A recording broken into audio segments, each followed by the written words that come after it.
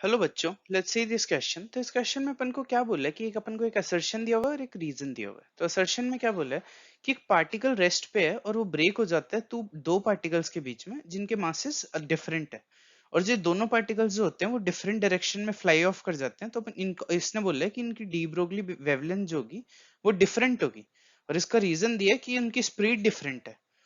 तो ये question solve करने के लिए मैं बोल सकता हूँ कि जो की कॉन्सेप्ट यूज होगा वो एक तो होगा कंजर्वेशन ऑफ मोमेंटम,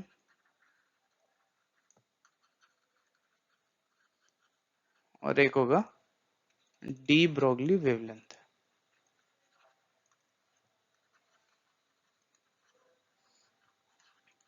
तो मान लो इनिशियली पार्टिकल कुछ ऐसे स्टेशनरी स्टेट में था, फिर वो इस डायरेक्शन में तो v1 वेलोसिटी से टूट जाता है m1 मास में, और इस डायरेक्शन में v2 वेलोसिटी से टूट जाता है m2 मास में। तो अपन मोमेंटम कंजर्वेशन से बोल सकते हैं कि इनिशियली इसकी स्पीड 0 थी, तो और मास मान लो इसका कुछ कैपिटल M था, तो ये हो जाएगा capital M into 0 is equals to m1 v1 minus m2 v2, और m1 v1 अपने पास m2 v2 आ जाएगा। मतलब momentum of one party first particle is equals to momentum of second particle आ जाएगा।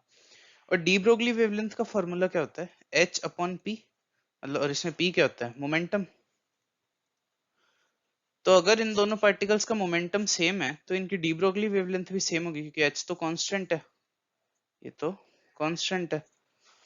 तो ये जो असर्शन गिवन है कि वो डिफरेंट होगी, ये असर्शन तो हो जाएगा इनकरेक्ट। और जो रीजन है their speeds will be different.